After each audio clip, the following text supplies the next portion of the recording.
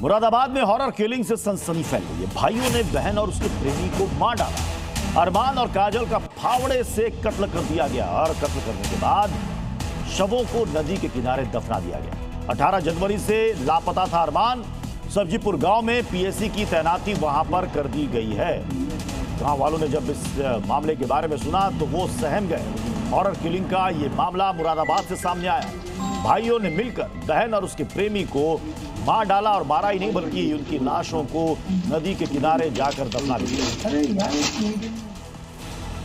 18 जनवरी से ही लापता था अरमान और जब तहकीकात हुई तब ये बात निकलकर सामने आई। जब पुलिस ने भाइयों को पकड़ा तब पता चला कि उन्होंने बहन और उसके प्रेमी को मार डाला, फावड़े से मर्डर किया और उसके बाद लाश को नदी के किनारे उसने दफना दिया था। इस मामले को सुनकर गांव वाले सहम गए। मेरे पीछे की तरफ अगर आप देखें तो लगातार जो फोर्स है वो यहाँ पर तैनात कर दी गई है। जो अधिकारी हैं वो यहाँ पर पहुंचे हुए हैं।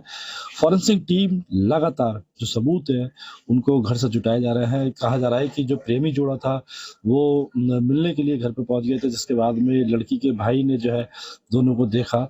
जैसे कि जानकारी में अब तक सामने आ पाया है कि दोनों को देखने के बाद में उसके द्वारा यह हत्या की घटना कारित करी गई है।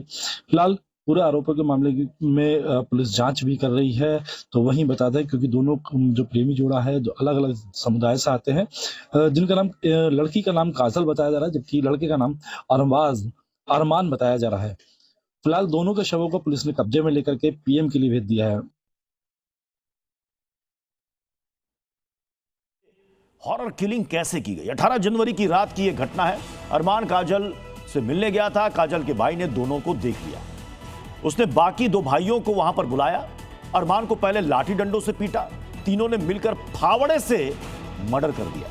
अरमान के बाद काजल को भी यानी कि अपनी बहन को भी मार डाला, कत्ल कर दिया और दोनों के शवों को गौशाला में लेकर गए। शव लेकर गागर नदी के किनारे पहुंचे और गड्ढा खोदकर शवों को वहीं नदी के किनारे दफन कर दिया। जब गहनता से जांच की गई तो इसमें ये प्रकाश में आया कि युवती के भाइयों के द्वारा दोनों की हत्या कर दी गई है और उसके भाइयों से जब पूछताछ की गई तो उनकी निशानदेही पर दोनों के शवों को बरामद किया गया। घटना में प्रयुक्त एक फावड़ा भी जिसके द्वारा हत्या की गई वो भी बरामद किया गया है।